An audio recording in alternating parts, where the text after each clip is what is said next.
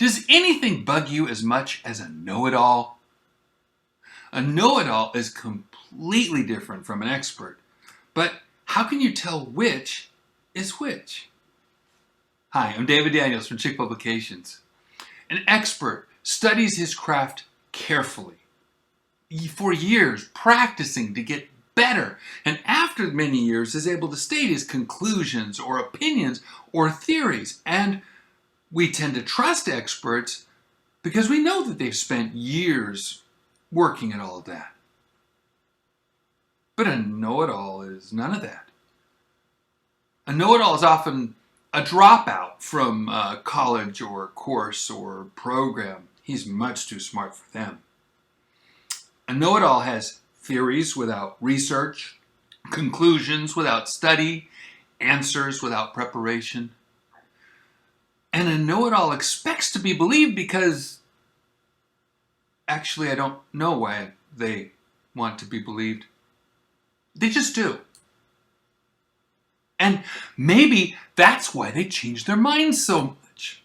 They didn't really have a solid basis for what they believed, so it was no big thing if they changed it. That is so much like Bible versions. King James Bible believers are vilified because they say, "Thus saith the Lord."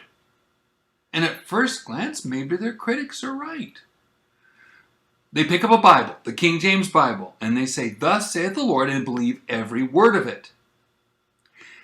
They ignore the modern critics and their web pages and their books and their articles in Christianity Today.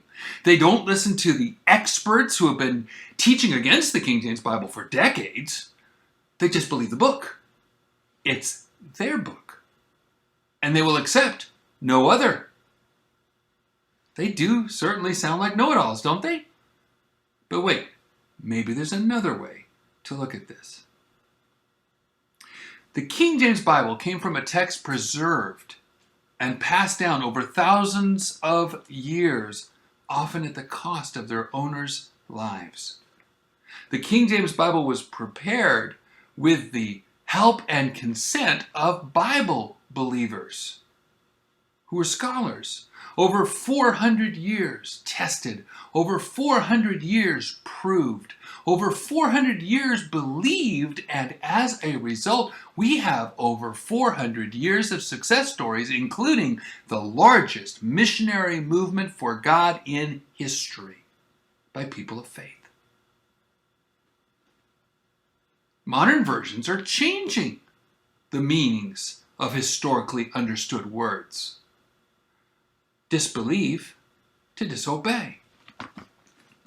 Are saved to are being saved. Only begotten to only or unique. Jesus as son to Jesus as merely God's servant. Modern versions are based mainly on two corrupt manuscripts that removed and changed hundreds of words and phrases and verses. And yet all the versions and their scholars disagree about which words, phrases, and verses should be removed or changed. That's why there's always a new one. I think the real know-it-alls are the ones with the nerve to change God's preserved, inspired, holy, tested, approved words by people of faith. That's why with faith, the King James Bible believer can preach and say, "Thus saith the Lord," with all the fire that the Holy Ghost puts inside him. Because you know what? It's just not so easy to get all fired up about. The opinion of the majority of the scholars at the moment is. God bless you and have a wonderful day.